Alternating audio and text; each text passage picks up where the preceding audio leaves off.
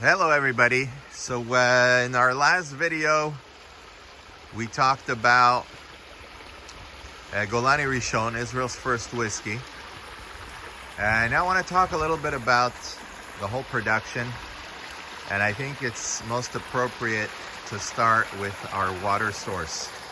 So one of the beautiful things about living in the Golan and producing in the Golan is that we have an abundance of springs and water sources, wells with beautiful water. So softer water than almost anywhere else in Israel.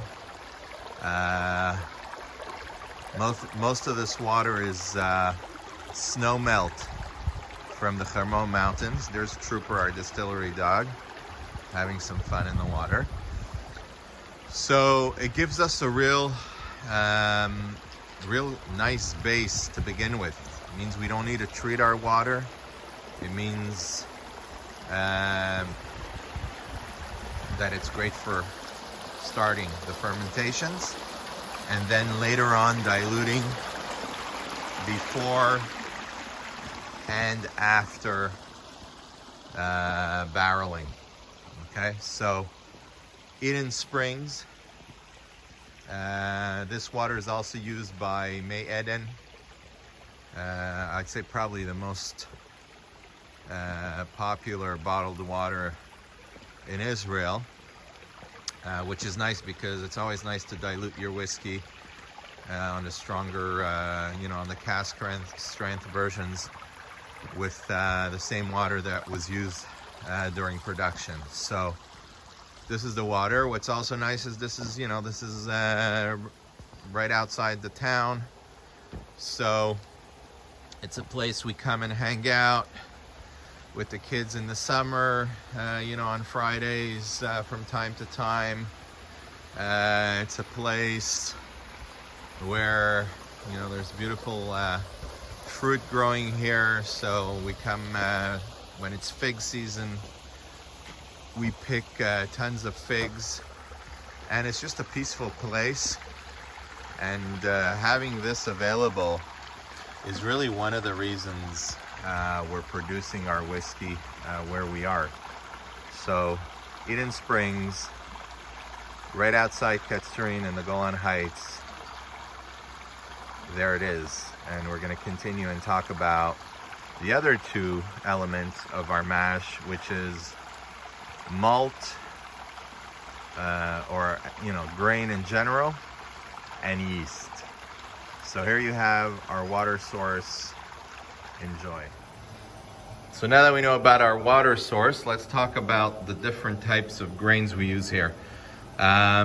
So here we have some different malts. Our regular single malt is a mix of Pilsner, chocolate malt, and peated. So mostly Pilsner gives us the light, fruity, malty notes. Chocolate malt's going to give us some deeper cocoa, coffee notes, and then the touch of peat is going to give a touch of smokiness at the beginning, and then with time in the barrel it just develops into some more complex, deep, fruity notes. That's as far as our single malt. Our single grain is a mix of the Pilsner and local wheat. And then our local barley, which is the lightest of them all, is local barley, a strain of barley that we developed specifically for Golani Distillery and for whiskey making. We use a mix of malted and unmalted barley because we don't have a big malting for our big capacity. So most of it goes into the mash tun unmalted. Okay, so that's the grains that go into our whiskeys. And then on the final note, the yeast. So all of that's going into this mash tun. That's the first phase, and in another video we'll talk about the whole process from beginning to end.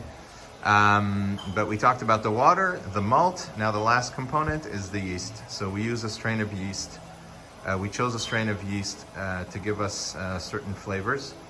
You know, which is aside from the fermentation time and so on. So we've chosen a strain of yeast.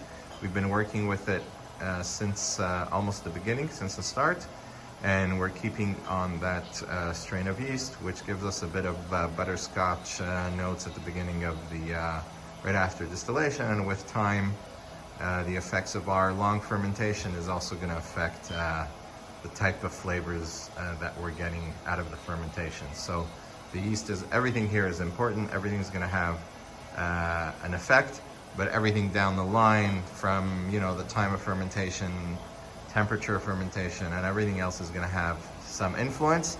And we're going to get back to more details on each part of the process in future videos. So thanks for watching, and catch you hopefully next week.